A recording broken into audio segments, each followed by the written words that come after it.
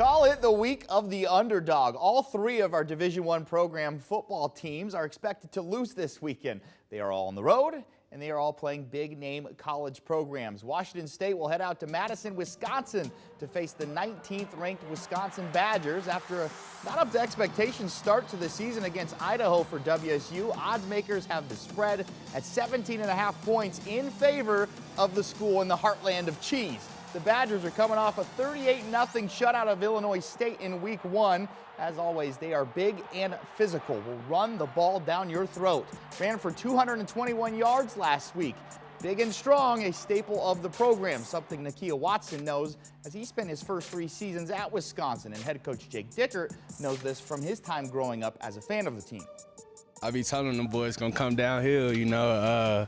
They are strong, they are fast, and they are powerful. So, you know, we gonna have to bite down on our mouthpiece and come with what we come with, you know. They play hard, they play physical, they play tough. They're as advertised, and they're as big as we've seen, and probably maybe as big, you know, in our league as you can get. So the challenge is understandable, but you don't, you know, worry about the challenge. You worry about what each individual player needs to do to be successful. WSU at Wisconsin will kick off at 12:30 on Saturday and is broadcasted nationally on Fox. The Vandals shocked the Inland Northwest and the college football landscape, if we're being honest, with their performance against WSU in the Battle of the Palouse, losing by just 7. Now the FCS team has another Power 5 matchup. Idaho headed out to Bloomington, Indiana to face the Indiana Hoosiers. Indiana is coming off a 23-20 win over Illinois, in Week 1 of the season, where quarterback Connor Bazelak threw for 330 yards and a touchdown. ESPN's matchup predictor gives the Vandals under a 4% chance to win this game. But after last week's performance, first-year head coach Jason Eck said he could feel everyone is officially bought into the new era. Problem is, he thinks this week will be an even tougher matchup with a long road trip ahead. Indiana's attention.